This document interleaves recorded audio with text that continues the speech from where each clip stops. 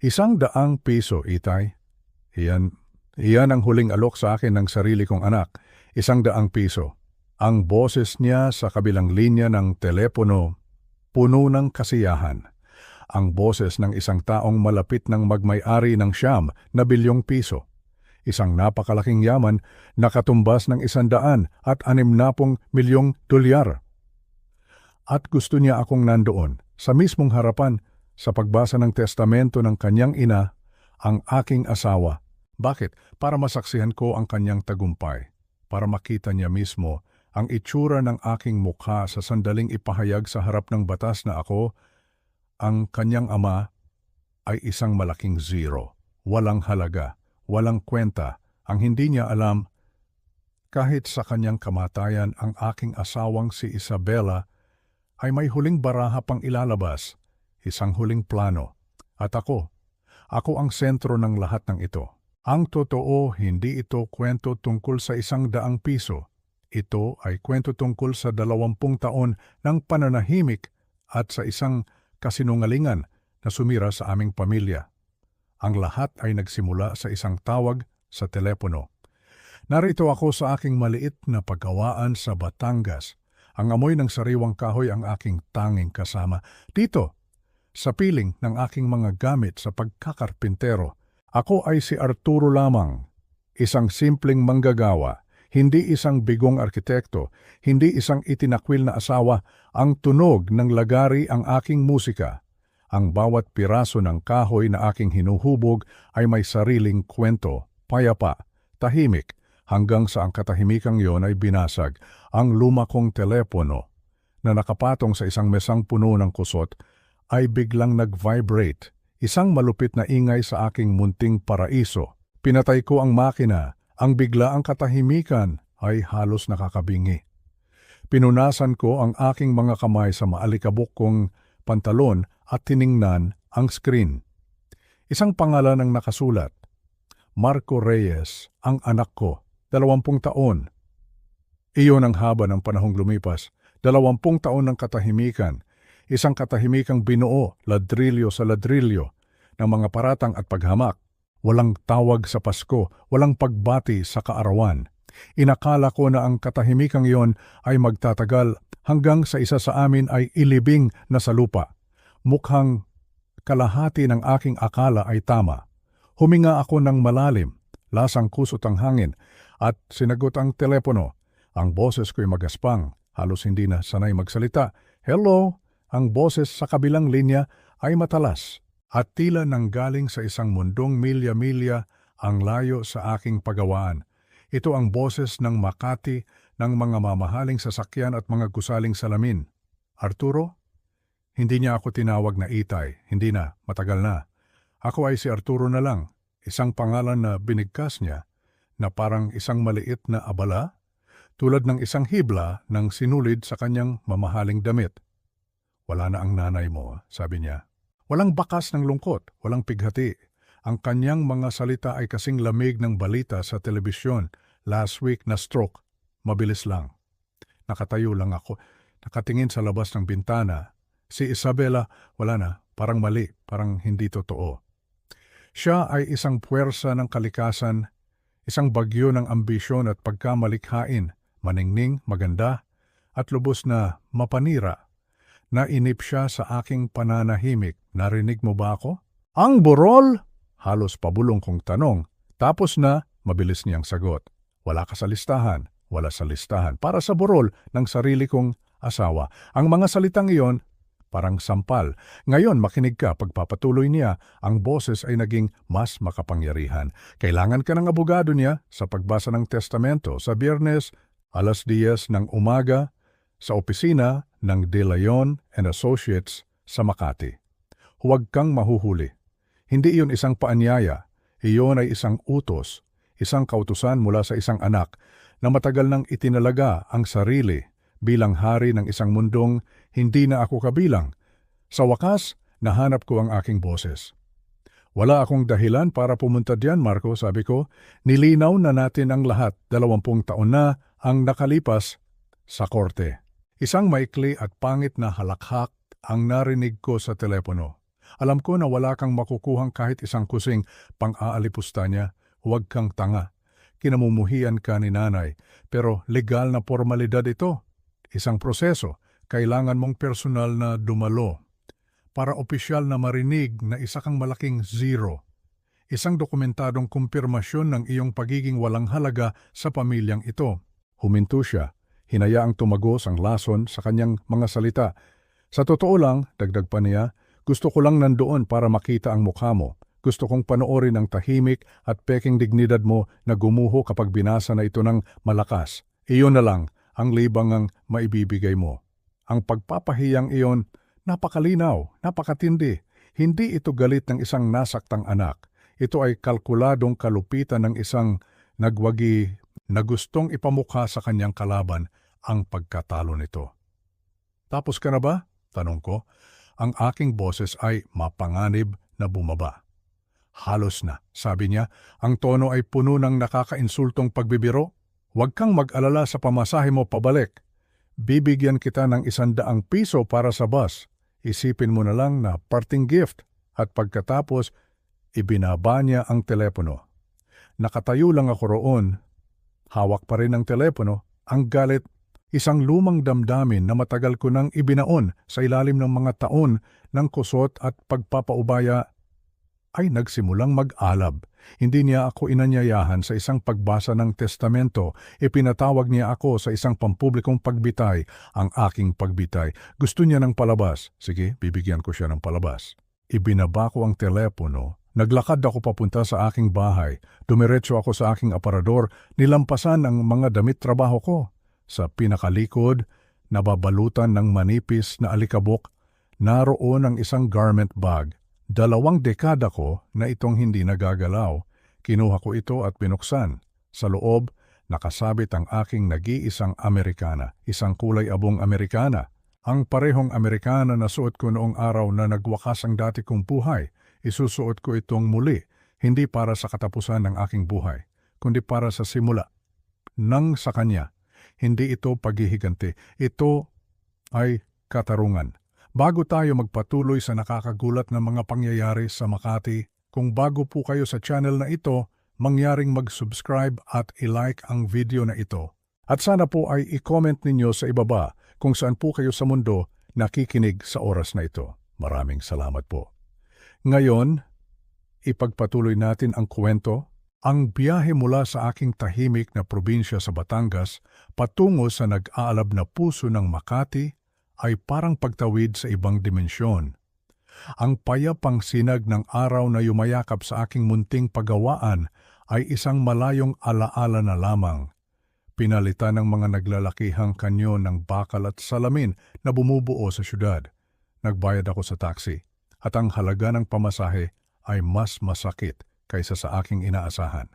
Pagbaba ko sa semento, ang hangin dito ay mas malamig at mas matalim. Ang gusali ng De Leon and Associates ay eksakto sa iyong iisipin. Hindi lang ito basta nakatayo sa kalye. Ito ang naghahari dito. Isang pader ng madilim na salamin at makinang nag-granite.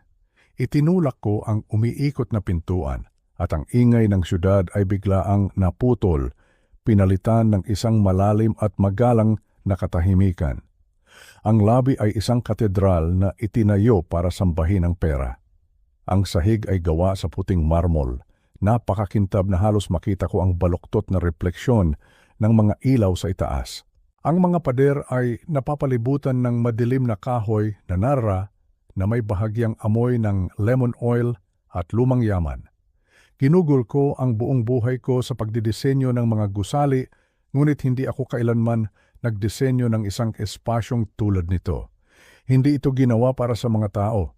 Ginawa ito para manakot, para ipaalala sa bawat taong papasok kung gaano sila kaliit. At naramdaman ko ang pagiging maliit. Suot ko ang aking nag-iisang Amerikana, ang kulay abong iyon. Ang tela ay magandang klase ng lana, isang uri na mahirap nang mahanap ngayon, ngunit ito ay 20 taon nang wala sa uso. Ang hiwa ay masyadong maluwag, ang mga balikat ay masyadong may palaman. Malinis ito. Ako mismo ang nagplansa nito sa Batangas hanggang ang tupi sa pantalon ay kasing talas ng isang kutsilyo. Ngunit ito ay luma. Ito ang Amerikana na suot ko sa pagdinig ng aming diborsyo. Ang huling pagkakataon na nakita ko si Isabela ng harapan. Ang huling pagkakataon na tumingin siya sa akin nang walang anumang emosyon maliban sa malamig na pagkadismaya. Isang pagkadismayang pinalubha ng mga kasinungalingang ibinulong ng sarili naming anak sa kanyang tainga. Naaamoy ko pa rin ang bahagyang singaw ng naphthalene, isang amoy ng pag-iingat at pagkabulok. Habang naglalakad ako patungo sa reception desk, ang aking lumang sapatos na katad ay lumilikha ng isang malungkot na click-clack sa marmol. Ang tunog ay tila umaalingaw-ngaw nang nakakailang sa katahimikang parang nasa loob ng isang puntod. Ilang mga batang abogado, mga lalaki at babae na nasa kanilang mga 30 anyos na nakasuot ng mga damit na mas mahal pa kaysa sa aking truck ay nag-angat ng tingin mula sa kanilang mga telepono. Ang kanilang mga mata ay hindi nagtagal. Sila ay sumuri, nag-uri at binaliwala ako sa isang iglap. Hindi ako isang kliyente, hindi ako isang banta. Ako ay isang matandang lalaki lamang, isang anomalya. Pakiramdam ko ay isa akong mantsa ng grasa sa isang malinis na puting canvas. Hindi ako kabilang dito. At alam ko, yun mismo ang buong punto. Ito ang unang hakbang ni Marco. Ang ipatawag ako dito sa kanyang teritoryo, sakuta na ito ng kapangyarihan habang suot ko ang baluti ng aking pinakamalaking pagkatalo. Nakarating ako sa reception desk, isang bloke ng marmol na parang kinuha mula sa isang bundok. Ang babae sa likod nito ay bata, blonde at may suot na headset. "Can I help you?" at tanong niya. Ang boses ay masigla ngunit ang mga mata ay walang gana. "Narito ako para sa isang pulong," sabi ko. Ang boses ko'y magaspang. Ang pagbasa ng testamento ni Isabela Montoya Reyes. Ang pangalan ko ay Arturo Reyes. Ang kanyang mga mata ay kumurap. Ang apelidong Reyes ay nagrehistro sa kanya, ngunit ang mukha ay hindi tumugma. Walang duda, inaasahan niya ang isang taong kamukha ni Marco. Isang taong nabibilang dito, hindi ako. Isang kislap ng pagkalito pagkatapos ay paghamak ang dumaan sa kanyang mukha bago bumalik ang kanyang profesional na maskara. "Siyempre po," sabi niya. Ang ngiti ay hindi umabot sa kanyang mga mata. "Hinihintay po kayo ni Attorney De Leon. Maupo po muna kayo." Itinuro niya ang isang waiting area. Umupo ako sa gilid ng isang itim na leather na sofa. Ang leather ay malamig at matigas. Pinagdaop ko ang aking mga kamay, ang aking magaspang at makalyong mga kamay ng karpintero ay nakapatong sa tela ng aking lumang Amerikana. Ako ay isang multo, isang alaala mula sa isang nakaraang kanilang pinagkasunduang ibaon. At narito ako naghihintay na sabihan na ako ay opisyal na, legal na, walang halaga. Tulad ng ipinangako ng aking anak. Hindi lang sila basta pumasok sa waiting room. Gumawa sila ng isang engranding pagpasok. Si Marco iyon at hindi siya nag-iisa. Kumilos siya na may kumpiyansang hindi niya pinaghirapan. Nakasuot siya ng isang mamahaling Amerikana na marahil ay mas mahal pa kaysa sa kinikita ko sa 6 na buwan. Perpekto ang pagkakatabas nito sa kanya. Ang kanyang buhok ay makinis na nakasuklay pa atras. Ang kanyang relo ay isang kislap ng ginto at bakal sa kanyang pulso at ang kanyang ekspresyon ay puno ng pagkayamot at karapatan. Kasunod niya ang kanyang mga palamuti. Ang una ay isang kabataang babae, si Chloe, na nakasuot ng isang masikip na designer dress. Ang pangalawa ay isang lalaki na nasa edad 40, si Anton, ang financial advisor, na may perpektong tan at ngipin na sobrang puti para maging totoo. Mayroon siyang ngiti ng isang pating. Hindi sila isang pamilyang nagluluksa. Sila ay isang pangkat ng mga mandaragit na umiikot sa kanilang pinaniniwala ang biktima. Diretso si Marco sa reception desk, hindi man lang sumulyap sa aking direksyon. "Marco Reyes," anunsyo niya, "Harrison is expecting me." Ang receptionist, na halos hindi ako tiningnan, ay biglang naging puno ng ngiti. "Yes, Mr. Thorne. Right away, Mr. Thorne." Pagkatapos ay lumingon siya at sa wakas ay napadako ang kanyang mga mata sa akin. Huminto siya. Isang mabagal at malupit na ngiti ang gumuhit sa kanyang mukha. Lumapit siya, kasunod ang kanyang 2 alipores. Diyos ko sabi niya, sapat na malakas para marinig ng buong silid. Dumating ka talaga? Tiningnan niya ako mula ulo hanggang paa, ang kanyang tingin ay nanatili sa aking lumang Amerikana. Mukhang kailangan mo talaga ng ₱100 na yon. Si Chloe ay naglabas ng isang maikli at matinis na tawa. Ngumiti ng mas malapad ang parang pating na si Anton, itinuro ako ni Marco. Ito, sabi niya, at ang paraan ng kanyang paghinto ay isang insulto na mismo. Ang tatay ko, sinabi niya ang salitang tatay na parang isang maruming sikreto. Isang kapuspalad na katotohanang biolohikal na napilitan siyang aminin. Naalala ko siya noong 10 taong gulang, Pasko ng umaga. Ilang linggo akong nagkulong sa aking paggawaan para gumawa ng isang detalyadong modelo ng isang barkong pandigma. Ipinagmamalaki ko ito. Binuksan ni Marco ang kahon, tiningnan ito ng 1 segundo at itinapon sa isang tabi. Hindi to sikat na brand, reklamo niya. Gusto ko kung anong mayroon ang mga kaibigan ko. At si Isabela, laging handang ayusin ang anumang problema gamit ang pera, ay agad na naglabas ng isang mamahaling video game console. Siya ang lumikha sa halimaw na ito. Isang layaw sa bawat pagkakataon. Hindi ako nagsalita. Tinitigan ko lang siya. Ang aking pananahimik ay tila mas nakapagpabagabag sa kanya kaysa sa anumang galit na sagot. Inaasahan niya ang isang reaksyon, pagmamakaawa, pagsusumamo, galit, anumang bagay na magpapatunay ng kanyang kapangyarihan sa akin. Wala akong ibinigay.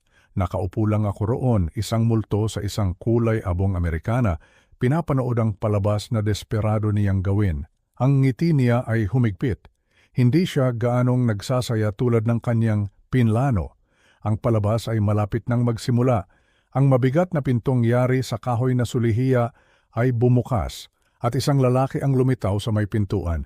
Ang buong kapaligiran sa silid ay biglang nagbago. Tila bumaba ng 10 grado ang temperatura. Ang palabas ay magsisimula na.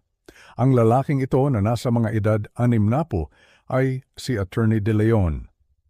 Matangkad siya at nakasuot ng isang kulay abong Amerikana na nagpapahiwatig ng tahimik na awtoridad.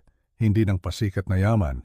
Mayroon siyang mukha ng isang hukom, walang emosyon at mahirap basahin, na may mga matang hindi ka lang basta tinitingnan, kundi sinusuri ka, tinitimbang at itinatabi sa kanyang isipan. Ang tahimik na kumpiyansang ipinapakita niya ay agad na nagpatahimik sa silid. Maging si Marco ay tila bahagyang lumiit. Ang kanyang tingin ay lumibot sa silid, nilampasan si Marco, at ang kanyang mga alipores na parabang sila ay bahagi lamang ng mga muebles. At pagkatapos, ang kanyang mga mata ay napadako sa akin.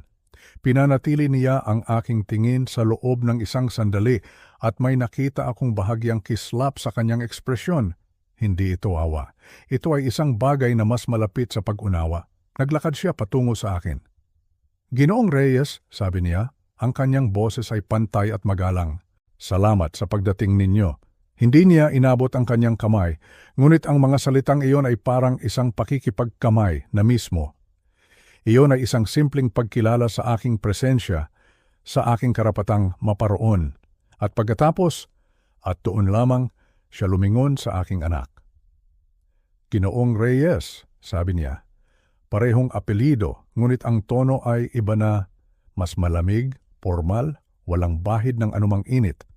Ang bahagyang paghamak ay napaka-subtle na maaaring hindi ito mapansin ng isang ordinaryong tao. Ngunit ang buong mundo ni Marco ay itinayo sa isang marupok na balangkas ng katayuan at espesyal na pagtrato. Ang katotohanang ako, ang itinakwil, ang unang kinilala, ay isang direktang hamon sa kanyang awtoridad. Nakita ko ang isang kislap ng inis sa kanyang mga mata, isang paghigpit ng kanyang panga. Sinubukan niyang takpan ito ng isang alon ng mapanghamak na kayabangan. Tapusin na natin ito, De Leon, sabi niya ng pabalang. Ang kanyang boses ay matalas sa pagkainip. May reservation ako sa isang mamahaling restaurant para mag-celebrate. Ayokong mahuli. Hindi nagbago ang ekspresyon ni Attorney De Leon. Tumango lang siya ng isang beses. Kung yan ang nais ninyo, sabi niya, sabay talikod at pagbukas ng pinto patungo sa conference room. Dito po tayo. Ang conference room ay kasing lamig at kasing imposante ng lobby, ngunit may dagdag na pakiramdam ng katapusan. Isang napakalaking mesa na gawa sa madilim at makintab na kahoy na naraang pumuno sa gitna ng silid. Napakakintab nito na parang isang madilim na lawa ng tubig. Sa isang pader ay may mga bintanang mula sahig hanggang kisame, ngunit hindi ito nag-aalok ng tanawin ng kalangitan, kundi isang malapitan at payak na pagtingin sa kulay abong skyscraper sa kabilang kalye. Ito ay isang silid na idinisenyo para sa pagpapatupad ng mga kontrata at pagdurog sa mga kalaban. Siyempre si Marco ang umupo sa dulo ng mesa, ang upuang malinaw na nagmamarka sa kanya bilang bagong pinuno ng pamilya. Sumandal siya, ibinuka ang kanyang mga braso ng malapad, inaangkin ang kanyang teritoryo. Si Chloe at Anton ay umupo sa magkabilang gilid niya, tulad ng isang reyna at isang alagad na nagpoprotekta sa kanilang hari. Ako naman ay umupo sa isang silya malapit sa pinto, isang karagdagang tao lamang. Narito lang ako para punan ng isang upuan, isang legal na kahingian.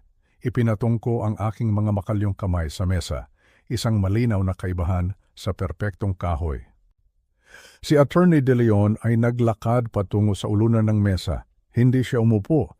Inilagay niya ang isang makapal na dokumentong nakatali sa katad sa ibabaw ng mesa na may malambot at tiyak na kalabog. Ang hangin sa silid ay tila numipis. Dahan-dahan niyang hinila ang kanyang upuan, umupo at pagkatapos, may mabagal na kilos na kinuha mula sa kanyang bulsa ang isang simpleng pares ng salamin sa pagbabasa. Isinuot niya ito, ang kanyang mga galaw ay tumpak at hindi nagmamadali. Siya ang may ganap na kontrol. Pinuksan niya ang binder. Ang mga pahina ay makapal at kulay krema. Tumingin siya. Ito, simula niya ang kanyang boses ay pumuno sa silid, ang huling habilin at testamento ni Isabela Montoya Reyes na may petsang Agosto 4 ng taong ito. Maging mula sa libingan, gumagawa pa rin siya ng isang pahayag. Kinuha niya ang aking apelido sa kasal, ngunit itinayo niya ang kanyang imperyo gamit ang kanyang sariling pangalan, Montoya, isang pangalan na isang tatak, isang pangalan na nagkakahalaga ayon sa aking anak ng ₱9 bilyong.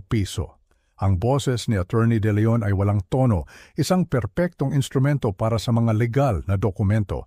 Bilang nasa hustong pag-iisip at katawan, ipinahahayag ko na ito ang aking huling habilin at testamento. Pumuntong hininga si Marco, isang bugso ng nainip na hangin at sumulyap sa kanyang mamahaling relo. Naiinip na siya. Una po, patuloy ni Attorney De Leon, iniuutos ko na lahat ng aking mga utang at gastos sa libing ay bayaran mula sa aking ari-arian. Huminto siya, pagkatapos ay inilipat ang unang pahina. Ikalawa, ipinagkakaloob ko ang halagang ₱3 milyong, walang buwis, sa aking kasambahay na si Manang Lydia Gonzales bilang pasasalamat sa kanyang 25 taon ng tapat na serbisyo at sa kanyang walang katapusang pasensya. Nakita kong umirap si Marco. May ibinulong siya kay Anton na hindi ko narinig, ngunit ang salitang barya-barya ay malinaw. Ako naman ay napangiti. Isang maliit na paggalaw lamang sa loob, si Manang Lydia. Naaalala ko siya, kasama na siya ni Isabela bago pa man lumaki ng husto ang kanilang yaman. Isang mabait at tahimik na babae na laging may mainit na tasa ng kape para sa akin sa kusina, pagkatapos ng isa sa aking mga matitinding pag-aaway namin ni Isabela. Nakita niya ang lahat, karapat-dapat siya sa bawat sentimo. Ito ay isang kislap ng babaeng minsan kong nakilala. Si Isabela ay maaaring maging mapagbigay, pinipili niya lang ang kanyang mga sandali. Ikatlo, basa pa ni Attorney De Leon, ang kanyang boses ay hindi nagbabago. Ipinagkakaloob ko ang halagang ₱5 milyong sa Palawan Peacock Pheasant Preservation Fund. Sa pagkakataong ito, si Chloe ang nag-react. Naglabas siya ng isang maliit na tawa na puno ng hindi paniniwala. "Mga ibon?" bulong niya kay Marco, sapat na malakas para marinig ko. "Seryoso ba siya?" Nakaramdam ako ng biglaang kirot sa aking dibdib. Hindi kalungkutan, isang bagay na mas komplikado. Alaala. Bago pa isilang si Marco, Bago pa naging isang imperyo ang Montoya Designs, nagmaneho kami ni Isabela ng isang lumang jeep papuntang Palawan. Natulog kami sa mga murang motel at naglakad ng ilang milya papasok sa mga kabundukan para makita ang mga santuwaryo ng mga ibon.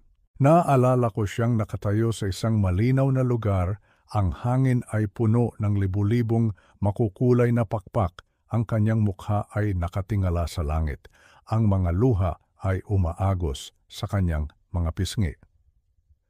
Ito na ang pinakamagandang bagay na nakita ko, Arturo, pulong niya. Para itong lahat ng kaluluwa sa mundo na lumilipad pa uwi. Naalala niya, kahit na pagkatapos ng lahat ng kapaitan, lahat ng mga abogado, lahat ng mga tao ng pananahimik, naalala niya ang araw na iyon. Hindi ito isang simpleng pamana. Ito ay isang mensahe. Ikaapat, ipinagkakaloob ko ang halagang 2 milyong piso sa aking driver, si Miguel Rodriguez, para sa kanyang mahusay na serbisyo at sa hindi niya pagkokomento kahit minsan sa mga makukulay na bisitang dinala ng aking anak sa aking tahanan. Biglang napatayo si Marco. Anong ibig sabihin niyan?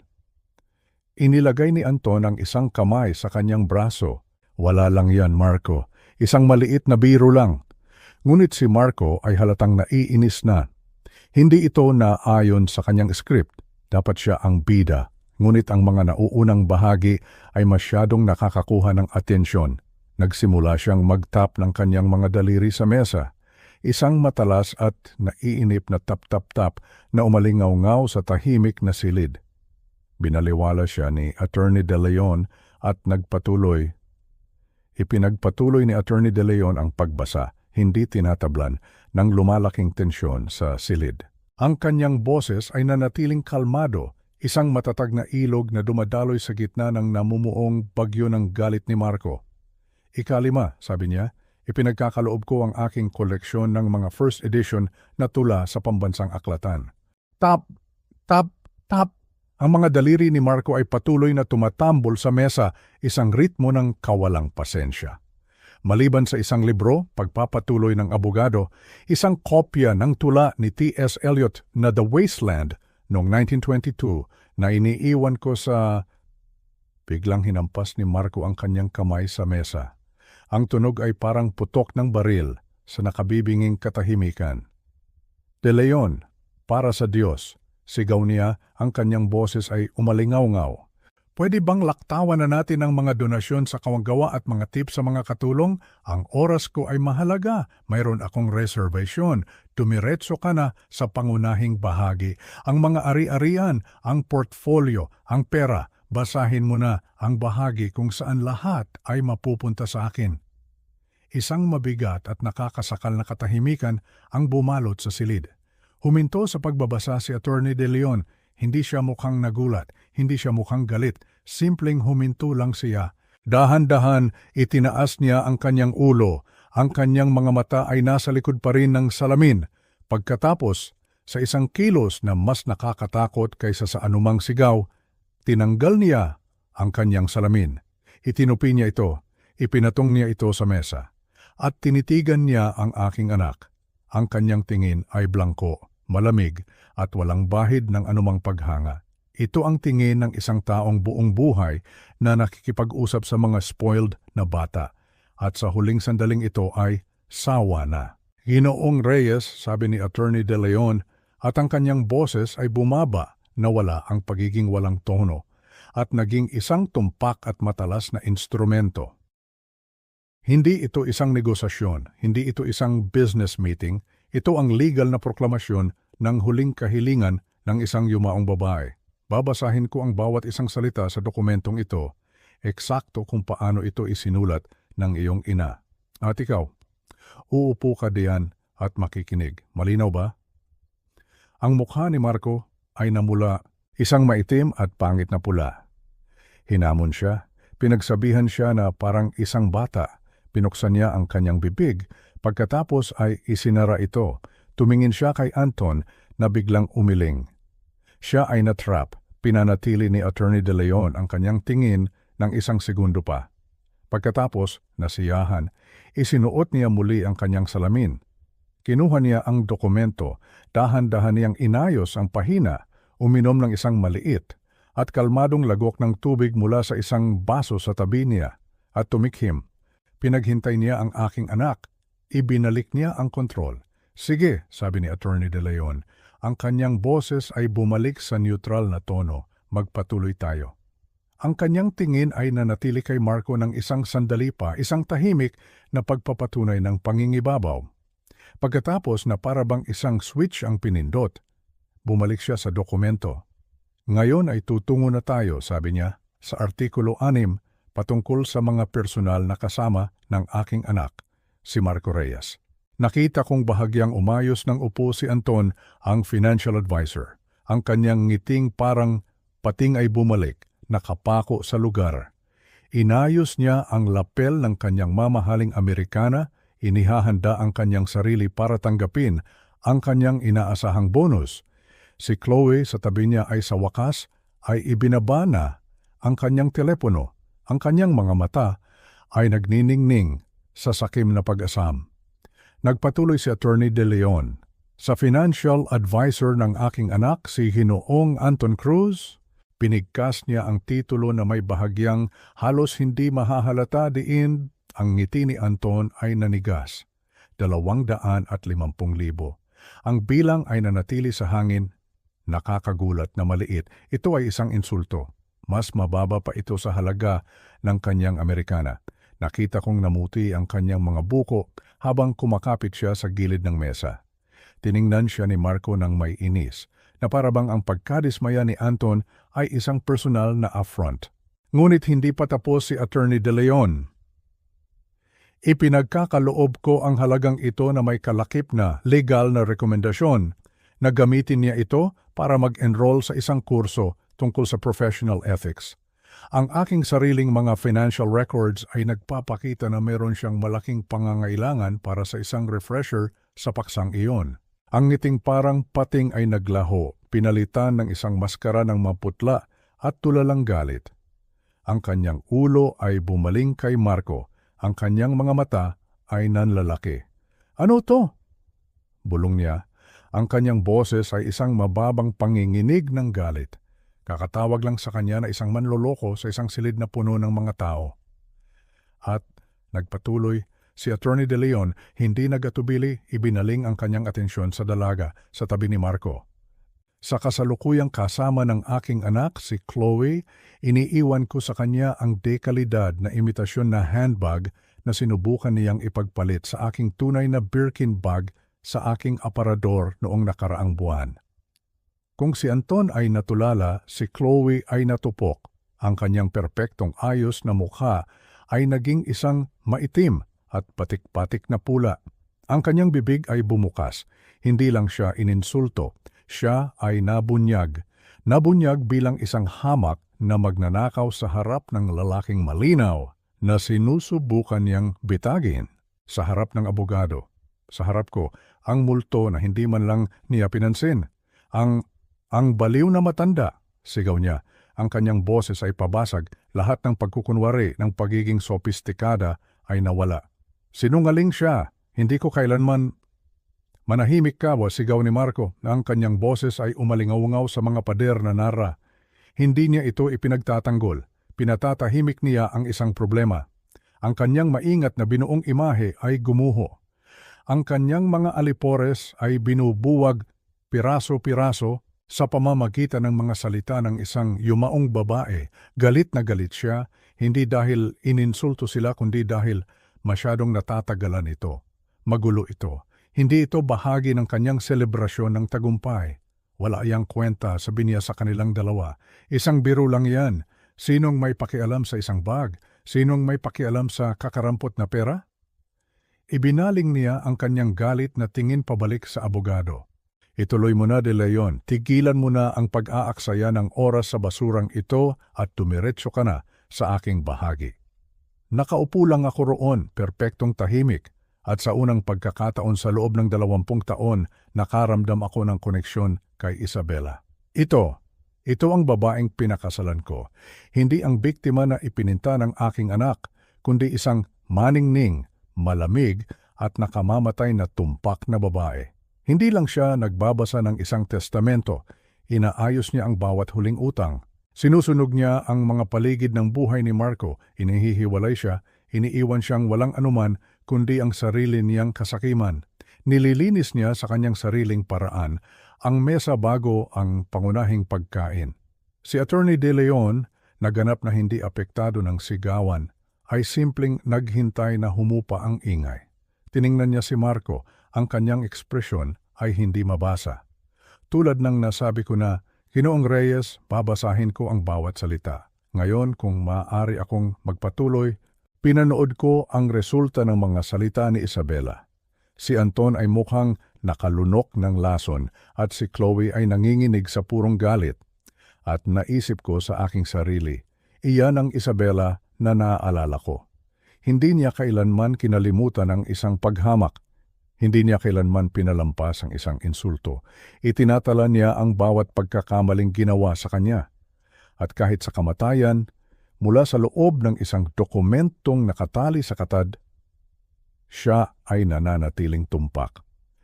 Inaayos pa rin niya ang kanyang mga kwenta. Hinayaan ni Attorney De Leon na manatili ang katahimikan ng isang sandali pa. Pagkatapos, inilipat niya ang pahina. Naging tensyonado ang silid. Ito na iyon. Pagkatapos alisin ang mga basura, ito na ang pangunahing kaganapan. Ang tunog ng makapal at kulay kremang papel na inililipat ay parang isang dagundong ng kulog sa tensyonadong silid. Ito ang tunog ng isang hukom na lumilipat sa huling pahina ng isang hatol. Artikulo 7, sabi ni Attorney De Leon, ang kanyang boses ay bumalik sa neutral na legal na tono. Para sa aking anak, si Marco Reyes, sumandal si Marco. Ang kanyang paghinga ay mababaw. Ang kanyang mga buko ay maputi sa mesa. Nakalimutan na niya ang kanyang mga napahiyang kasama. Ang lahat ng kanyang pokus, lahat ng kanyang kasakiman ay nakatuon na ngayon sa abogado. Ipinagkakaloob ko ang penthouse apartment sa Rockwell. Isang malaking buntong hininga ng ginhawa ang kumawala kay Marco. Isang tunay na pagbuga ng hangin mula sa buong katawan. Bumalik ang kulay sa kanyang mukha. Ngumisi siya, nagbigay ng isang matagumpay na tingin una kay Anton, pagkatapos ay sa akin. Ang penthouse, ang corona, sa kanya na. At nagpatuloy si Attorney De Leon, ang aking kompletong koleksyon ng mga Patek Philippe na relo. Ang mangisi ni Marco ay lumapad at naging isang ngiti. Tumawa siya, isang maikli at matalas na tawa. Ayan na! Ngayon, nagkakaintindihan na tayo? Tumingin siya sa akin, ang kanyang mga mata ay nagniningning. Narinig mo yon, matanda, ang mga relo? Lahat ng iyon. Nagtaas ng isang daliri si Attorney De Leon na biglang nagpatigil sa pagdiriwang ni Marco. Gayunpaman, sabi niya, at ang salitang iyon ay nakabitin sa hangin na parang isang talim. Ang koleksyon ng relo ay nakatago sa isang ligtas na safe na matatagpuan sa loob ng penthouse. Ang nag-iisang susi sa safe na iyon, huminto si Attorney De Leon. Tumingin siya sa dokumento, pagkatapos ay tumingala ang kanyang mga mata. Ay natagpuan ang akin sa kahabaan ng malawak na mesa, ay ipinagkatiwala ko sa kanyang ama, si Arturo Reyes.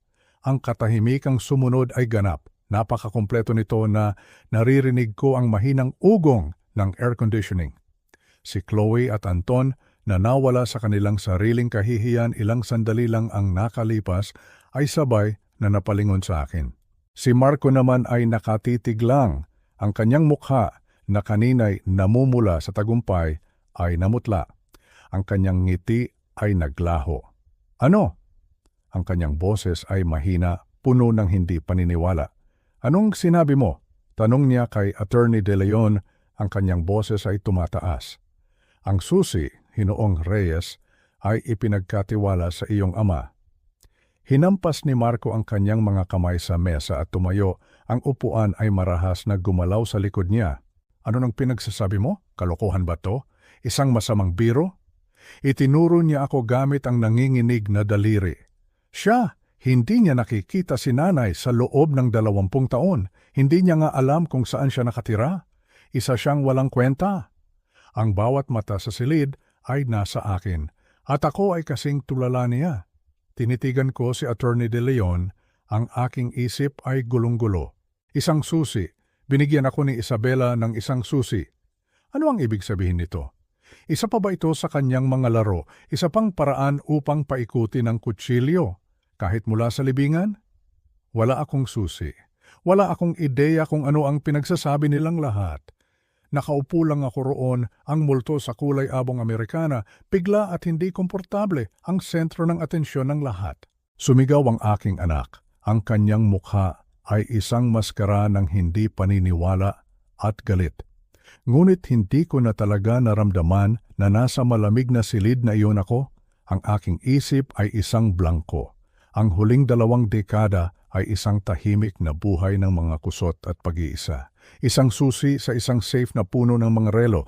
Ito ay katawa-tawa. Ito ay isang detalye mula sa isang buhay na hindi na sa akin. Hindi ko alam kung ano ang pinag-uusapan ninyo, sabi ko. Tumingin pabalik sa aking anak at iyon ang ganap na katotohanan. Ang aking hindi ko alam ay nanatili sa hangin. Tinitigan ako ni Marco, ang kanyang mukha ay isang canvas ng purong hindi paniniwala na mabilis na naging mapanghamak na galit. Naglabas siya ng isang malupit at pilit na tawa. Isang pagtatanghal na nagpapahiwatig na siya pa rin ang may kontrol. Wala yang kwenta, sabi niya ng pabalang iwinawasiwas ang kanyang kamay. Isang susi. Sa tingin mo ba may pakialam ako sa isang susi? Sa tingin mo ba sasama ako sa isang treasure hunt kasama siya? Tumawa siya ulit, mas malakas. Ipapadrill ko ang safe na yan bago mananghalian. Hindi ito mahalaga. Isang walang kwentang sentimental na laro ng isang nag-aagaw buhay na babae. Umupo siyang muli, ngunit hindi siya kalmado. Itinuro niya ang isang nanginginig na daliri kay Attorney De Leon. Tama na ang mga laro. Tama na ang mga katulong. Tama na ang mga ibon at tama na ang mga susi. Dumiretso ka na sa punto, De Leon, ang pangunahing kaganapan, ang mga ari-arian, ang 9 bilyon. Basahin mo na ang bahagi kung saan lahat ay mapupunta sa akin, basahin mo na ngayon. Tiningnan ni Attorney De Leon ang aking anak sa ibabaw ng kanyang salamin. Pagkatapos, sa parehong nakakainis na kalmadong kilos, inayos niya ang kanyang salamin, uminom ng tubig at inilipat ang pahina. Siyempre, sabi ni Attorney De Leon, magpapatuloy na tayo sa Artikulo 8, ang disposisyon ng pangunahing ari-arian. Ito na iyon. Ang hangin sa silid ay napakakapal. Si Marco ay nakasandal ng husto na halos wala na siya sa kanyang upuan. Ang kanyang buong katawan ay isang tensyonadong kalamnan ng kasakiman. Pinasa ni Attorney De Leon mula sa pahina. Tungkol sa lahat ng natitirang liquid assets, stocks, bonds, mga ari-arian at controlling interest sa Montoya Designs, ipinag-uutos ko ang mga sumusunod. Una, sa aking dating asawa, si Arturo Reyes. Ang aking ulo ay napatingala. Ako? Isang tunog na parang nasasakal na hininga ang nanggaling kay Marco. Siya ay nanigas. Nagpatuloy ang abogado, ang kanyang boses ay perpektong pantay. Sa aking dating asawa, si Arturo Reyes, ipinagkakaloob ko ang halagang 100 piso, 100. 100 piso. Ang mga salita ay nakabitin lamang doon. Ito ay isang biro, isang malupit at napakabatang biro. 100 piso, pagpapatuloy ni Attorney De Leon, pinabasa ang huling bahagi na nagpatikim ng lason. Na dapat bayaran ng cash, ito ay para sa kanyang pamasahe sa bus pabalik kung saan man siya nanggaling. Isang biyahe na tiyak na imumungkahi ng aking anak na si Marco para sa kanya. Nagsimula ito bilang isang singhot. Pagkatapos ang dam ng kanyang pagpipigil ay sumabog. Isang tawa, isang malaki, umuungal at nakakabinging tawa ang pumutok mula sa dibdib ni Marco. Hindi ito tunog ng katuwaan. Ito ay tunog ng purong, walang halong tagumpay. Isang tunog ng napakalalim na masamang kagalakan. Tumayo siya mula sa kanyang upuan, ang kanyang katawan ay nanginginig sa lakas ng kanyang tawa. Itinuro niya ako, ang kanyang daliri ay nanginginig, ang kanyang mukha ay namumula, umiiyak siya. Tunay na mga luha ng malisyosong kagalakan ang dumadaloy sa kanyang mga pisngi. 100 piso, sigaw niya. Diyos ko, 100 piso? Napayuko siya, hinahampas ang kanyang kamay sa mamahaling mesa. Si Anton at Chloe, na nahimasmasana sa kanilang sariling kahihiyan, ay sumabay sa tawa. Sa wakas, humupa ang kanyang tawa. Inayos niya ang kanyang mamahaling damit, 1 kilos ng ganap na naibalik na kontrol. Tumingin siya sa akin at lahat ng bakas ng katatawanan ay naglaho, pinalitan ng isang malamig na kasiyahan. Well, sabi niya, ang kanyang boses ay tumutulo ng peking awa. Tapos na, narinig mo siya, 100 piso. Lumapit siya sa akin, kinuha niya ang kanyang pitaka. Alam mo ba, sabi niya, medyo nakakainsulto ang 100. Heto, inilabas niya ang 1,000 pisong papel at inihagis ito sa mesa sa harap ko. Hayan, 1,000. Huwag mong sabihing wala akong naibigay sa iyo. At tinitigan niya ako, hinahamon akong mag-react. Wala akong ginawa, nakaupo lang ako. Tinitigan ko ang 1,000 pisong papel. Tiningnan ko ang kanyang mayabang at matagumpay na mukha at naghintay ako. Hindi ako nakaramdam ng kahihiyan o galit o lungkot. Nakaramdam lang ako ng malalim na pag-asam dahil kilala ko si Isabela at pinapanood ko si Attorney De Leon. At si Attorney De Leon ay hindi gumagalaw. Hindi ito ang katapusan. Ito ay ang intermission. Ang aking katahimikan ay mas lalong nagpagalit kay Marco. Anong problema? Matanda, napipi ka na? Tumalikod siya. Tapos na, akin na ang lahat. Maaari ka nang umalis. Pumalik ka na sa iyong barong-barong ng kusot at huwag mong kalimutan ang iyong pamasahe. Tatalikod na sana siya para umalis, isang hari na handa ng simula ng kanyang bagong buhay. Ang laro sa kanyang isip ay tapos na. Nakasakbat na sa balikat ni Marco ang kanyang mamahaling Amerikana. Ngiting tagumpay siyang nakatingin, tinatapik ang balikat ni Anton na parabang sinasabing, "Panalo tayo." Ang kanyang boses, malakas at umuugong sa silid, ay puno ng kayabangan. "Sige na," sabi niya, hindi man lang nililingon ng abogado. "Sa restaurant na tayo. Bibilin ko lahat ng champagne sa listahan nila.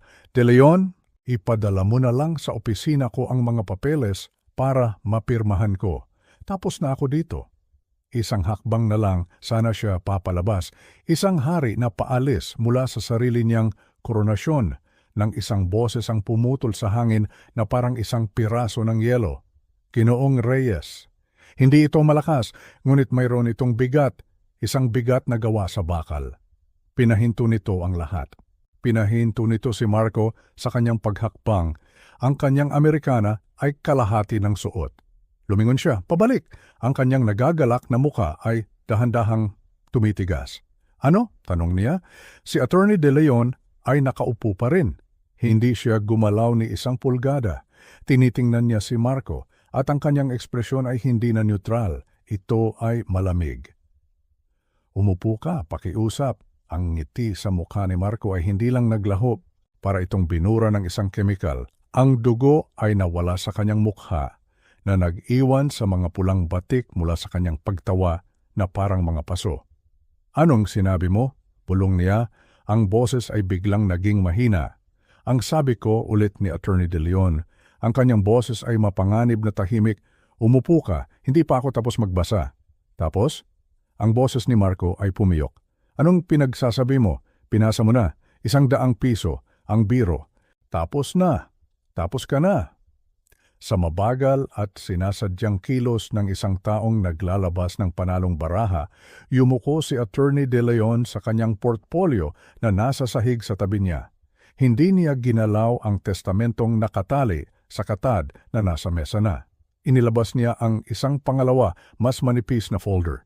Simple lang itong Manila folder, ngunit ito ay nakatali ng isang makapal na pulang selyong wax. Mukha itong mahalaga. Napakahalaga. "Iyon," sabi ni Attorney De Leon, tinatapik ang malaking binder sa mesa, "ay ang pagtatapos ng orihinal na huling habilin at testamento." Pagkatapos ay inilagay niya ang bagong folder sa mesa. "Ito," sabi niya, ang kanyang boses ay bumaba, "ay isang codicil, isang legal na karagdagan." Tumingin siya ng diretso kay Marco, ang kanyang mga mata ay hindi kumukurap. Ito ay nilagdaan, sinaksihan, at napanotaryo 3 linggo na ang nakalipas, 1 linggo bago ang stroke ng iyong ina. Huminto siya, hinayaang lumubog ang bigat ng mga salitang iyon. Ang hangin sa silid ay tila naging yelo. At ang pangunahing sugnay nito, sabi niya, ang kanyang mga mata ay sumulyap sa akin sa loob lamang ng isang segundo ay hayagang nagsasabing pinapalitan at winawalang bisa nito ang lahat ng naunang artikulo na nauukol sa disposisyon ng pangunahing ari-arian. Si Marco ay hindi lang basta umupo. Bumagsak siya pabalik sa kanyang upuan. Ang kanyang katawan ay gumalaw na parang isang papet na pinutulan ng mga tali. Ang kanyang mukha ay isang maskara ng maputing-maputing pagkabigla. Ang matagumpay na pamumula ay nawala. Mukha siyang maliit. Sina Anton at Chloe ay ganap na nanigas. Tiningnan nila ang bagong dokumentong may pulang selyo sa mesa na parabang ito ay isang bomba. Pinasag ni Attorney De Leon ang selyo gamit ang isang maliit at matalas na kutsilyo. Iniladlad niya ang nag-iisang piraso ng papel sa loob na nakakabit sa ilang iba pang mas makapal na dokumento. Isinuot niyang muli ang kanyang salamin sa pagbabasa. Ito, sabi niya, at ang kanyang boses ay hindi na neutral, ay isang liham mula sa iyong ina na naka-address sa iyo, Marco. Ngunit may legal na instruksyon na basahin ito ng malakas dito ngayon sa presensya ng lahat ng partido. At ang mga nilalaman nito ang bumubuo sa batayan ng bagong Artikulo 8. Nagsimula siyang magbasa at hindi na ito ang kanyang boses. Ang mga salita ay puro, walang halo, si Isabela, para sa aking anak na si Marco. Huminto si Attorney De Leon pagkatapos ay nagpatuloy. Isinusulat ko ito dahil sa wakas tapos na akong maging isang duwag. Sa loob ng 20 taon, hinayaan kitang maniwala sa isang kasinungalingan. Isang kasinungalingan na ako ang lumikha. Isang kasinungalingan na aking inalagaan. Isang kasinungalingan na hinayaan kong sirain ang isang mabuting tao, ang iyong ama. Ano? Bulong ni Marco, ito ay isang tuyo at magaspang na tunog. Ang kwentong kinalakihan mo, basa ni Attorney De Leon, ang kwento ng iyong kriminal at mapanlinlang na ama na nagtaksil sa akin at nagnakaw mula sa kumpanya ay isang kumpletong katang-isip, ang kabaligtaran ng katotohanan. Hindi. Ang boses ni Marco ay isang biglaang, nasasakal na sigaw. Sumugod siya sa gitna ng mesa, ang kanyang mga mata ay ligaw.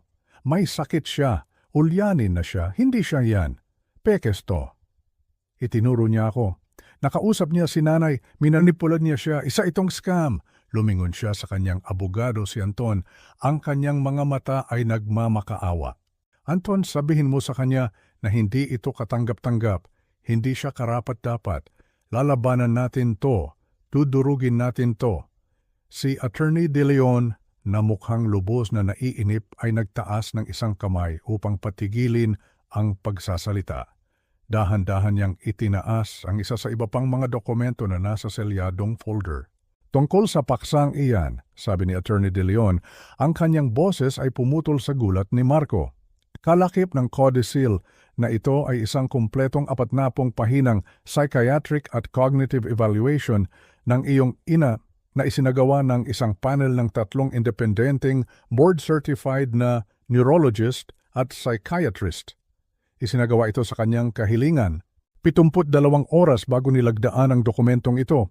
Ibubuod ko ang kanilang mga natuklasan para sa iyo. Tumingin siya ng diretso kay Marco, ang kanyang mga mata ay parang yelo. Sa kanilang dalubhasa, nagkakaisa at legal na opinyon. Ang iyong ina ay, at sisipiin ko, ganap na matino, nasa buong kontrol ng kanyang mga kakayahan at nagtataglay ng isang talas ng isip na, sa katunayan, ay nakahihigit sa 99% ng mga individual sa kanyang pangkat ng edad. Ibinagsak niya ang ulat sa mesa na may mabigat na kalabog. Hindi siya Ginoong Reyes ang baliw. Siya ay, tulad ng sinabi niya dito, sa wakas, tapos na. Ngayon, kung maaari akong magpatuloy, bumagsak si Marco. Ang kanyang bibig ay nakabukas, gumagawa ng maliliit na tunog ng paglunok. Wala na siyang magagawa. Naubusan na siya ng hangin. Ang buong pundasyon ng kanyang pagkatao ay nagsisimula ng gumuho. At ang lindol ay nagsisimula pa lamang. Bumalik si Attorney De Leon sa liham ni Isabela. Ang kanyang boses na muling naging daluyan ng pag-amin ng aking asawa ay nagpatuloy sa paglalantad ng isang katotohanang matagal nang ibinaon. Ang bawat salita ay isang pala na humuhukay sa isang libingan ng mga kasinungalingan. Ang katotohanan, Marco, ay ito, basa niya, at ang mga salita ni Isabela ay tila humihinga sa silid. 20 taon na ang nakalipas, ang Montoya Designs ay nasa bingit ng ganap na pagbagsak. Ako ang nakagawa ng isang serye ng mga terrible at padalos-dalos na desisyon. Masyado akong nagpalawak, nagtiwala ako sa mga maling tao, at dahil doon, hindi lang pagkabangkarote ang aking kinakaharap, kundi mga kasong kriminal para sa panluloko at kapabayaan. Mawawala sa akin ang lahat, ang bahay, ang kumpanya, ang aking pangalan. Makukulong ako. Napapikit ako. Bumalik ako roon sa madilim na opisina. Nakita ko si Isabela sa sahig, umiiyak, nagmamakaawa. Naramdaman ko ang malamig na bigat ng gabing iyon na muling bumalot sa akin. Binigyan kami ng isang paraan para makalabas, patuloy na basa ni Attorney De Leon. Isang kasunduan sa isang grupo ng mga kahina-hinalang mamumuhunan, isang kasunduan na magliligtas sa kumpanya, ngunit mangangailangan sa amin na labhan ang kanilang maruming pera sa pamamagitan ng aming mga operasyon. Natrap ako. Kung sasabihin kong hindi, makukulong ako para sa panluloko. Kung sasabihin kong oo, sa huli ay makukulong ako para sa money laundering. Ako ay isang duwag. Bumagsak ako. Handa na akong hayaan ang buong mundo na masunog. At pagkatapos, ang iyong ama ay humakbang. Narinig ko ang isang maliit na sasakal na tunog mula sa aking kaliwa. Si Marco iyon. Umiiling siya, ang kanyang mga kamay ay nasa kanyang mga tainga na parabang kaya niyang harangan ng mga salita. Ngunit ang mga salita ay hindi mapipigilan. Ang iyong ama, ang lalaking tinawag mong kriminal sa loob ng 20 taon, ay gumawa ng isang desisyon para protektahan ako, para protektahan ka. Kinuha niya ang kasunduan.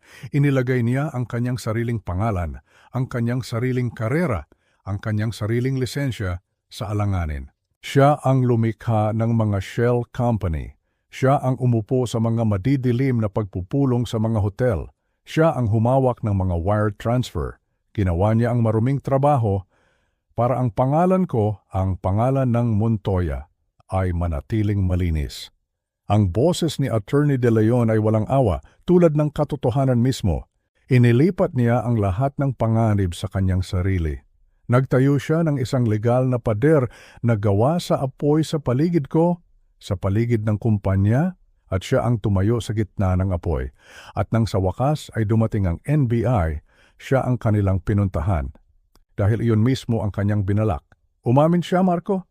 Umamin siya sa mga krimen na hindi niya ginawa. Kapabayaan, panluloko, para pagtakpan ang tunay na krimen, ang money laundering na ako ang may pananagutan. Ang bawat salita ay isang martilyo na dumudurog sa pundasyon ng buhay ng aking anak. Nawala sa kanya ang kanyang lisensya, nawala sa kanya ang kanyang reputasyon, nawala sa kanya ang kanyang buong karera. Ginawa niya ito para iligtas ako, para iligtas ang kumpanyang ngayon ay buong yabang mong inaangkin bilang sa iyo.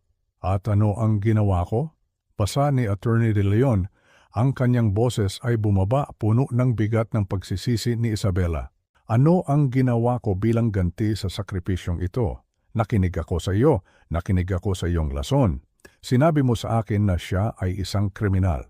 Sinabi mo sa akin na ipinahiya niya tayo, at ako, sa aking kahihiyan at sa aking kaduwagan, ay sumang-ayon. Hinayaan kong iyon ang maging kwento, diniborsyo ko siya, tinalikuran ko siya, hinayaan kitang tratuhin siya, ang sarili nating anak, na parang basura, dahil natatakot ako na kung malalaman mo ang katotohanan, titingnan mo ako ng may parehong paghamak na mayroon ka para sa kanya. Ako ay isang duwag, Marco, at hinayaan kitang maging ganito, itong sakim, mayabang, at walang laman na bersyon ng isang tao na nanunuya sa mismong taong nagsakripisyo ng lahat para magkaroon ka ng buhay na ito. Ang 9 bilyong pisong yaman na sabik mong angkinin, umiiral ito sa isang dahilan at isang dahilan lamang. Umiiral ito dahil ang iyong ama si Arturo Reyes ang nagligtas nito. Ang katahimikan sa silid ay ganap. Ito ay isang vacuum, mabigat at nakakasakal. Si Attorney De Leon ay hindi na lamang isang abogado. Siya ang daluyan para sa isang pag-amin na muling isinusulat ang 20 taon ng kasaysayan sa real time. Si Marco ay ganap na tahimik, hindi na siya umiiling, hindi na niya tinatakpan ang kanyang mga tainga, nakatitig lang siya, nakatitig sa makintab at walang laman na ibabaw ng mesa. Ang kanyang mukha ay isang maskara ng maputing-maputi na parang bangkay. Mukha siyang isang taong sinabihan na magugunaw na ang mundo at siya lang ang hindi nakakaalam. Ang bawat hininga ng hangin, ang bawat kislap ng ilaw, ang bawat tibok ng puso ay tila nakatuon sa paglalahad ng huling kabanata ng isang mahabang trahedya. At sa sandaling iyon, alam kong wala nang atrasan pa para sa aming lahat. Ang boses ni Attorney De Leon ay nagpatuloy, matatag at walang tigil, dala ang mga huling salita ng pag-amin ni Isabela. Ang mga salitang ito ay hindi na lang basta paliwanag, ito ay isang paghuhusga, isang hatol na matagal nang dapat igawad. Ang iyong ama, basa niya, at bawat pantig ay tila inukit sa hangin, ay hindi isang kriminal. Hindi siya isang talunan, siya ay isang bayani.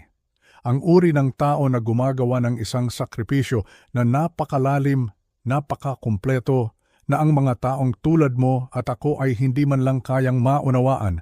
Sinunog niya ang kanyang sariling buhay hanggang sa maging abo para lamang mapanatili tayong ligtas at mainit. At ako, hinayaan kitang tratuhin siya na parang basura. Ang mga kamay ko ay nanginginig. Pinagdaop ko ang mga ito sa ibabaw ng mesa. Ang aking mga buko ay namumuti. Naramdaman ko ang mainit na kirot ng mga luha sa likod ng aking mga mata. Isang pakiramdam na hindi ko naranasan sa loob ng mga dekada. Hindi ito kalungkutan. Ito ay pagpapatunay. Isang terribly masakit at 20 taong huli na pagpapatunay. Sa wakas, pagkatapos ng napakahabang panahon, may isang taong nagsabi ng totoo.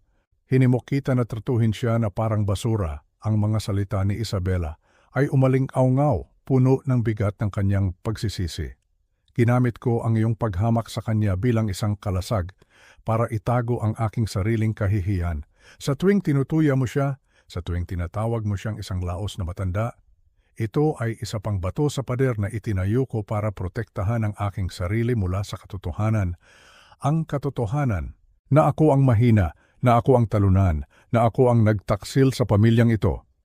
Ang bawat salita ay isang martilyo na sumisira sa buong pundasyon ng buhay ng aking anak. Ang lahat ng kanyang pinaniniwalaan, ang lahat ng nagbigay sa kanya ng karapatan na maging mayabang at malupit, ay gumuho sa kanyang harapan. Itong 9 bilyong pisong yaman, basa niya, at ang mga salita ni Isabela ay naging isang direkta at brutal na atake. Itong imperyo na hinihintay mong manahin na parang isang spoiled na prinsipe, hindi ito umiiral dahil sa iyo. Hindi man lang ito umiiral dahil sa akin. Umiiral ito sa kabuuan nito dahil kay Arturo Reyes. Ikaw, Marco, hindi ka kailanman nagtrabaho ng isang tunay na araw sa iyong buhay. Hindi ka kailanman nagtayo ng kahit ano. Hindi ka kailanman nagsakripisyo ng kahit ano. Ikaw ay isang parasito lamang, isang nilalang ng gana. Wala kang ginawa kundi gumastos ng perang hindi mo pinaghirapan habang nakaupo sa paghatol sa nag-iisang taong tunay na naghirap para dito para sa iyo. Ikaw ay isang consumer na nabubuhay sa mga tira-tira ng kanyang karangalan. Ang mga salita ay tumama. Nakita ko silang tumama. Kumawa ng isang tunog si Marco. Ito ay isang maliit, basag na parang tunog ng isang hayop. Isang tunog mula sa kaibuturan ng kanyang dibdib. Hindi bulong niya sa mesa. Hindi, mahal niya ako. Hindi niya gagawin ito. Hindi na siya palaban. Hindi na siya galit. Siya ay walang laman. Ang buong salaysay ng kanyang buhay, ang kanyang maningning at walang pagkakamaling ina, ang kanyang kriminal at walang kwentang ama, ang kanyang sariling katayuan bilang karapat-dapat na tagapagmana ay ganap, kumpleto, at hindi na mababawing sinunog sa loob lamang ng 5 minuto. Dahan-dahan siyang bumagsak sa kanyang upuan. Hindi lang siya basta sumandal, gumuho siya. Ang kanyang mamahaling Amerikana, ang kanyang baluti ng kayabangan, ay biglang mukhang 2 sukat na mas malaki para sa kanya. Mukha siyang isang bata, isang nawawala, wasak, at takot na bata. Hindi, pulong niya muli.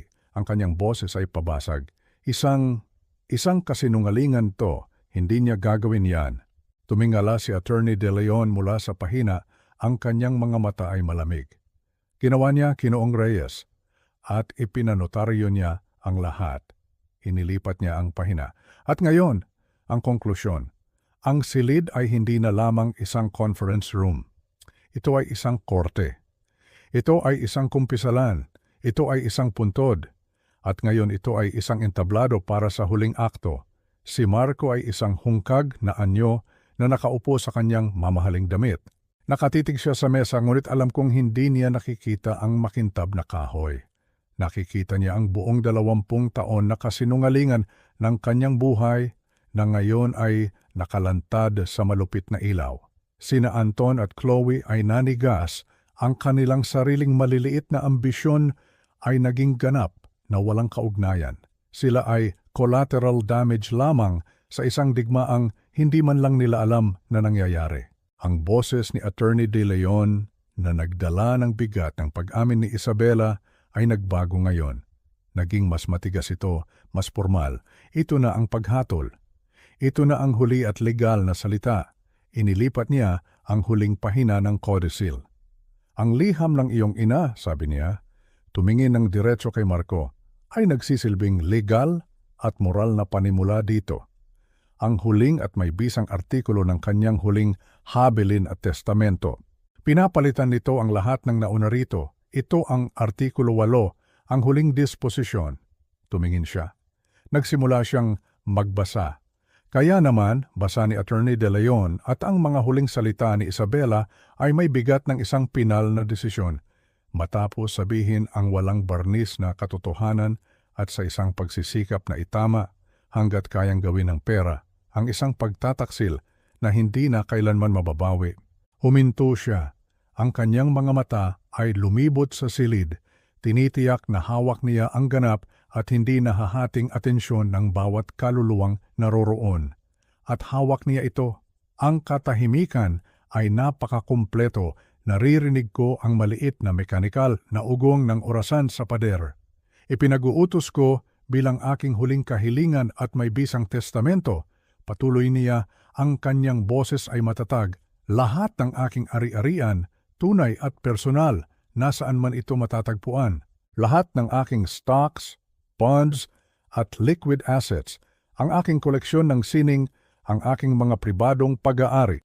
At higit sa lahat, ang aking buong, walang sagabal na 100% kontrol sa Montoya Designs at lahat ng mga subsidiary nito, isang ari-arian na may kasalukuyang tinatayang halaga na 9 bilyong piso. Binasa niya ang listahan ng mga ari-arian tulad ng isang hukom na nagbabasa ng isang sentensyang kamatayan. Hindi ito isang premyo, ito ay isang bigat, isang imperyo, isang imposibleng pasanin. Si Marco ay hindi gumalaw. Hindi siya huminga. Siya ay isang estatwa ng isang tao. Ang kanyang balat ay kulay abo. Lahat ng ito, basa ni Attorney De Leon, ay ibinibigay, ipinamamana, at ipinagkakaloob ko. Huminto siya, at tumingala.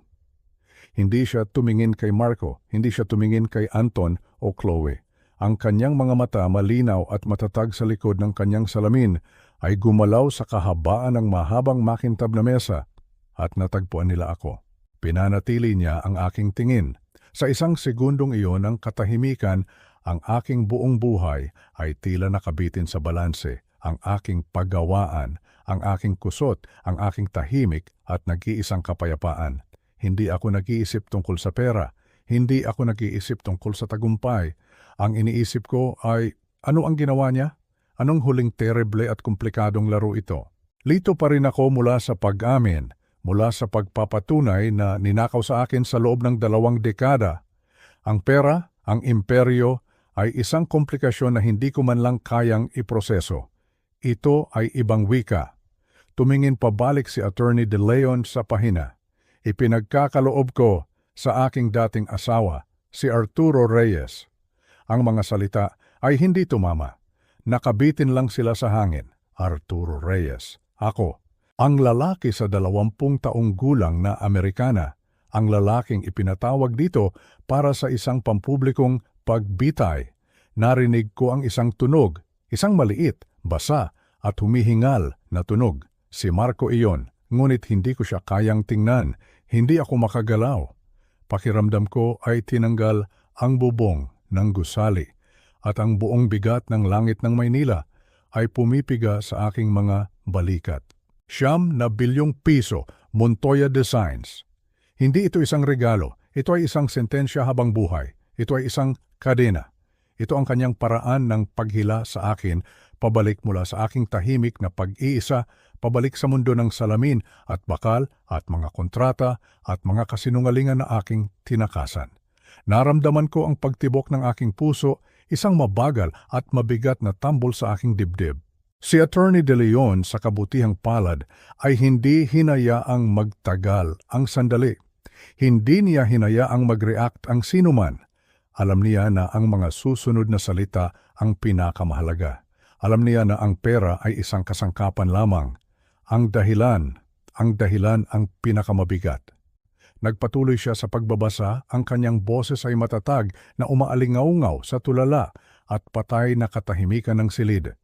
Iniiwan ko ito, basa niya, hindi bilang isang regalo, kundi bilang isang kabayaran, bilang isang matagal ng dapat at lubos na hindi sapat na kabayaran para sa karera na hinayaan kong masira, para sa karangalan na hinayaan kong manakaw, at para sa pamilyang sa aking kaduwagan ay hinayaan kong masira.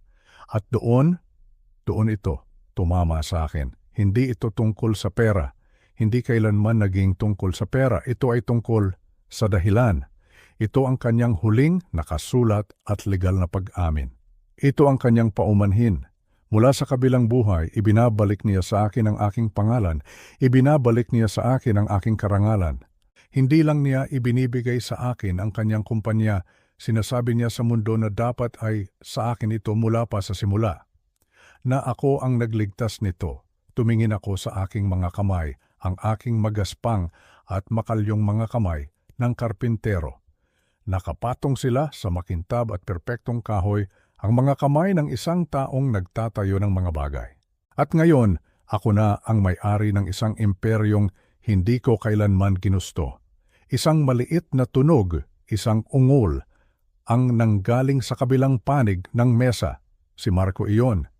Hindi na siya isang halimaw, hindi na siya isang hari. Siya ay isang bata na lamang, isang 42 taong gulang na bata na ang buong buhay. Ay ngayon lang nabunyag na isang kasinungalingan sinabi sa kanya ng kanyang ina, at isang kasinungalingang binayaran ng kanyang ama. Sina Anton at Chloe ay mga multo na. Blangko ang kanilang mga mukha. Ang kanilang mga isip ay hindi kayang iproseso ang katotohanan ito. Sumakay sila sa isang bumabagsak na bituin at ngayon sila ay wala ng kaugnayan. Tumingin ako kay Attorney De Leon. Pinapanood niya ako. Naghihintay siya. ₱9 bilyong. Ang kumpanya, ang penthouse, ang mga relo. Si Isabela, ang aking maningning, imposible at mapanirang asawa. Kahit sa kamatayan, kailangan niyang makuha ang huling salita. Kailangan niyang kontrolin ang buong salaysay. Pinawalang sala niya ako, binuo niya ako, ngunit sa paggawa nito, ikinadena niya ako sa kanyang legacy magpakailanman. Ibinigay niya sa akin ang lahat. At sa isang paraan, kinuha niya muli ang lahat. Ang aking simpleng buhay ay tapos na. At mayroon pang isang huling bahagi, isang huling brutal na detalye sa obra maestra ng katarungan ni Isabela. Huminga ng malalim si Attorney De Leon. At sa wakas, sabi niya, ang kanyang boses ay parang martilyo ng isang hukom. Dumating na tayo sa huling pamana. Tumingin siya sa aking anak. At para sa aking anak, si Marco Reyes, sa tunog ng kanyang pangalan, isang maliit at kaawa-awang kislap ng kung ano ang sumiklab sa mga patay na mata ni Marco. Hindi ito pag-asa, Ito ay mas primal kaysa doon. Ito ang desperadong instinct ng isang hayop na huwag maiwan na walang-wala. Dahan-dahan niyang itinaas ang kanyang ulo, ang kanyang mga mata ay mapula at hungkag, nakatutok kay Attorney De Leon. Para sa aking anak na si Marco Basania, na nakatanggap na ng isang buong buhay na yaman, kapwa sa perang malaya niyang ginastos at sa mga sakripisyong hindi niya kailanman kinilala, iniiwan ko sa kanya ang isang bagay lamang. Huminto si Attorney De Leon. Iniiwan ko sa kanya ang eksaktong bagay na buong puso at pampublikong inialok niya sa kanyang ama. Naramdaman kong napigil ang aking hininga. Hindi, bulong ko. Ang litong tingin ni Marco ay lumipat sa akin. Pagkatapos ay bumalik kay Attorney De Leon. Hindi niya naiintindihan. Hindi niya kayang ikonekta ang mga tuldok. Sa isang mabagal na kilos, pinuksan ni Attorney De Leon ang isang drawer. Inilabas niya ang isang item, isang tseke, isang bank-certified cashier's check. Inilagay niya ito sa mesa, ipinadulas niya ito sa malawak na kahoy. Huminto ito ng direkta sa harap ni Marco. 100 piso, sabi ni Attorney De Leon. Ang kanyang boses ay blanco. Pinal, ang iyong mana, Ginoong Reyes, tulad ng tinukoy ng iyong ina para sa iyong pamasahe sa bus. Ang tseke, ang 100 pisong tseke, nakalatag ito sa makintab na kahoy, isang panghuli at malupit na monumento sa kayabangan ng aking anak. Tinitigan ito ni Marco. Ang kanyang paghinga na kanina'y mababaw at humihingal ay biglang tumigil. Sa loob ng 5 buong segundo, siya ay ganap na hindi gumagalaw. Siya ay isang estatwa ng pagkawasak. Nakikita ko ang maliliit na kalamnan sa kanyang pisngi na kumikibot, ang tanging senyales ng buhay. At pagkatapos, sumabog siya. Hindi ito isang salita, ito ay isang sigaw. Isang primal, isang sigaw mula sa kaibuturan ng lalamunan na puno ng purong galit, na parabang isang pisikal na suntok. Ito ang tunog ng isang taong hindi lang nawalan ng lahat, kundi isang taong sa isang nakakatakot na sandali ay natanto na siya ay wala. Isang malaking wala. Hindi. Ang kanyang mga braso ay humampas, winawalis ang mesa, mga baso, mga notepad, ang mabigat na pitsel ng tubig. Lahat ay lumipad. Ang kristal ay nabasag sa pader na narra. Idedemanda ko kayo, sigaw niya. Ang kanyang boses ay pabasag, laway ay tumatalsik mula sa kanyang mga labi. Hindi siya nakikipag-usap kay Attorney De Leon. Sumisigaw siya sa sansinukob sa kanyang yumaong ina. Idedemanda ko kayong lahat. Baliw siya, ulyanin siya. Patutunayan ko, susunugin ko ang lahat. Umikot siya, ang kanyang mga galaw ay pabigla-bigla at hindi magkakatugma. Ang kanyang mga mata ay ligaw at namumula. At pagkatapos, ang kanyang tingin ay napadako sa akin. Ang lahat ng kanyang galit, ang lahat ng kanyang kahihiyan, ang lahat ng kanyang sakit ay nag-focus sa isang nag-iisang nag-aapoy na punto ng puot. Ikaw, sigaw niya, ikaw ang may gawa nito. Nakausap mo siya, minanipula mo siya. Ikaw magnanakaw. At kasabay niyon, sumugod siya. Hindi lang siya naglakad, inilunsad niya ang kanyang sarili sa kabilang panig ng silid. Ang kanyang upuan ay bumagsak sa sahig sa likuran niya. Hindi na siya isang negosyante, siya ay isang hayop na lamang, bulag sa galit. Ang kanyang mga kamay ay nakakuyom na parang mga kuko at papunta siya mismo sa aking lalamunan. Wala man lang akong oras para tumayo.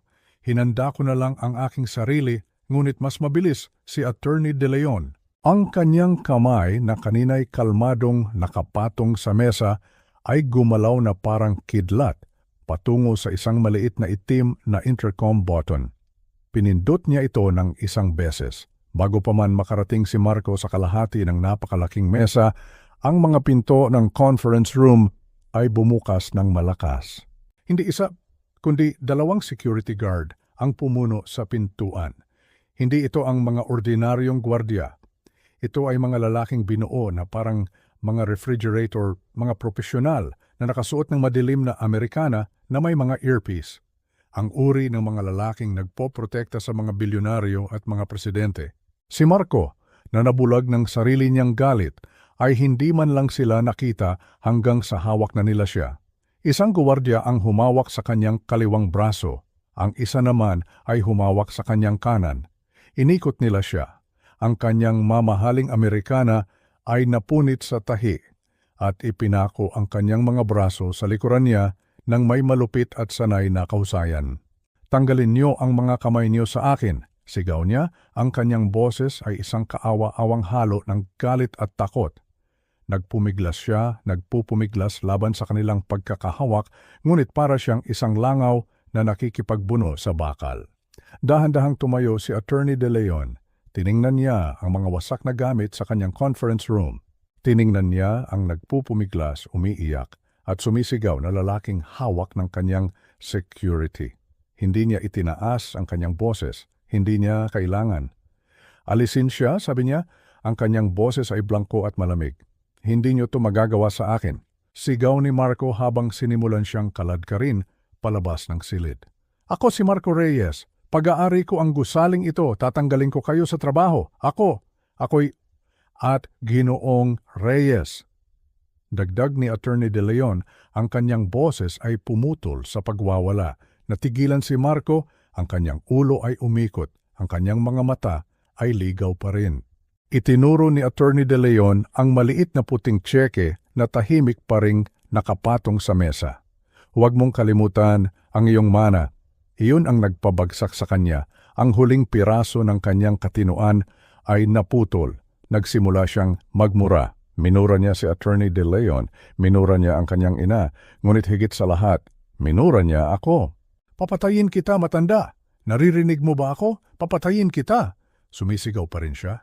Nakikipaglaban pa rin habang kinakaladkad siya palabas patungo sa pasilyo at sa mga elevator. Ang kanyang mamahaling sapatos ay kaawa-awang kumakaskas sa marmol na sahig. Ang mabigat na pintong yari sa kahoy na sulihiya ay sumarado at siya ay wala na. Ang mabigat na pinto ay sumarado ng may isang click. Ang katahimikang pumalit sa vacuum ng galit ni Marco ay malalim. Ito ay isang makapal, mabigat na katahimikan na binasag lamang ng tunog ng aking sariling paghinga at ng malayong ugong ng sirena sa syudad sa ibaba. Ang adrenaline na nagpapanatili sa aking pagtayo, ang pagkabigla ng huling oras, lahat ng iyon ay biglang nawala. Naramdaman ko ang pagod. Pagod sa paraang tumatagos hanggang sa buto. Ang 20 taon ng pagkapagod ay tila sabay-sabay na dumating sa akin. Bumagsak ako sa aking upuan. Ang lumang lana ng aking Amerikana ay biglang naging kasing bigat ng isang baluti. 2 na lang kami ang natira. Ako, ang taong ngayon ay nagmamay-ari ng lahat. At si Attorney De Leon, ang taong naghatid ng hatol, tiningnan ko ang gulo. Ang nakatumbang upuan, ang basag na salamin, ang 1,000 pisong papel na inihagis sa akin ni Marco na nasa mesa pa rin, katabi ng 100 pisong tseke. Tiningnan ko si Attorney De Leon. Kalmado niyang inaayos ang mga dokumento. Ang kanyang mukha ay muling naging isang neutral na maskara na parabang isang Category 5 na bagyo ang hindi lang dumaan sa kanyang opisina. Isang tanong na lang ang natitira. Ang isang buhol na hindi pa nakakalag. Ang susi, sabi ko, ang aking boses ay magaspang. Ang mga relo, bakit niya ginawa yon? Bakit niya ako isinama doon? Napakalupit. Huminto si Attorney De Leon sa pag-aayos ng kanyang mga papel. Tumingala siya sa akin at sa unang pagkakataon sa araw na iyon, isang tunay na ngiti ng tao ang sumilay sa gilid ng kanyang mga labi. Ito ay isang maliit, malungkot at maalam na ngiti. "Ginoong Reyes," sabi niya, ang kanyang boses ay lumambot. "Iyon ang huling pagsubok ng iyong asawa para sa kanyang anak. Isang pagsubok na bigo siya ng husto. Gusto niyang makita kung kahit sa isang sandali ay handa siyang magpakumbaba at humingi sa iyo ng isang bagay para makita kung mayroon pang natitirang bahagi sa kanya na maaaring mailigtas." Umiling siya. "At isa itong mensahe para sa iyo." Kinuha niya mula sa kanyang bulsa ang isang bagay na maliit. Hindi ito ang makapal na binder o ang selyadong codicil. Ito ay isang susi, isang luma at maliit na tansong susi. Isang susi ng bahay. Ipinadulas niya ito sa mesa. Gumawa ito ng isang maliit na metalikong tunog habang humihinto malapit sa aking kamay. Iyan, sabi niya, ang susi na iniwan niya para sa iyo, hindi ito kailanman tungkol sa mga relo. Iyon ay teatro lamang, isang paraan upang ihanda ang entablado. Tinitigan ko ang maliit at simpleng bagay. Kung gayon, para saan ito? Iyan ang susi sa penthouse, sabi ni Attorney De Leon. Ngunit ang safe sa loob, ang binanggit niya, ay walang laman ng mga kahon ng alahas. Ipapadrill ito ni Marco at wala siyang makikita kundi mga walang laman na kahon ng pelos. Isa pang huling biro, sa palagay ko. Kung gayon, ano ang nasa loob nito? Tanong ko, ang aking boses ay halos isang bulong. Para saan talaga ang susing ito? Sumandal si Attorney De Leon. May isa pang safe, Ginoong Reyes. Isang wall safe na nakatago sa likod ng isang painting sa kanyang pribadong silid-aralan. Ito ang susi sa safe na yon. Huminto siya, hinayaang lumubog ang bigat ng kanyang mga susunod na salita. Sa loob nito, sabi niya, ay ang orihinal na ebidensya, lahat. Ang kumpletong hindi nabawasang file ng 2005, lahat ng orihinal na wire transfer, lahat ng dokumento ng Shell Company na iyong pinirmahan, at higit sa lahat ng mga email at liham na ipinadala niya sa iyo, na nagmamakaawa na gawin mo ito. Huminto ang tibok ng aking puso. Iningatan niya ang lahat, mahinang sabi ni Attorney De Leon. Iningatan niya ang buong, walang barnis na katotohanan na nakakandado sa loob ng 20 taon. Ang pag-amin na isinulat niya, lahat ay suportado nito. Gusto niyang ikaw ang makahanap nito. Gusto niyang ikaw ang magpasya kung isa sa publiko ito o hindi. Ang pera, iyon ang kanyang paumanhin. Ngunit ito, tumango siya sa susi. Ito, ang pagbabalik niya sa iyong pangalan. Inabot ko ang aking kamay, ang aking magaspang at makalyong mga daliri ay sumara sa maliit at malamig na piraso ng tanso. Ang 9 bilyong piso, iyon ay isang bigat. Ito ay isang pasanin, isang bagong bilangguan, ngunit ang susing ito ay kalayaan. Ang buong karanasang ito ay nagturo sa akin ng isang makapangyarihang aral. Ang katotohanan, natutunan ko ay may sariling bigat at pasensya. Sa loob ng 20 taon, isang kasinungalingan ang lumason sa isang buong pamilya na nagtulak sa isang anak laban sa amang lihim na nagligtas sa kanya. Ngunit ang isang kasinungalingan na binuo sa katahimikan at kahihiyan ay hindi maaaring magtagal magpakailanman. Ipinakita sa akin ng huling pag-amin ni Isabela na gaano man kalalim itong ibaon, ang katotohanan ay laging hahanap ng paraan upang lumabas. Pinatunayan nito na ang tunay na karangalan ay hindi tungkol sa reputasyon, kundi sa mga tahimik at walang pasasalamat na sakripisyo na iyong ginagawa. Sa huli, ang isang pangalan na nilinis ng katotohanan ay isang pamana na mas mahalaga kaysa sa anumang yaman. Kung kayo po ang nasa aking kalagayan, ano po ang gagawin ninyo sa susi at sa 9 bilyong pisong pasanin na iyon? Ibahagi po ninyo ang inyong mga saloobin sa mga komento sa ibaba.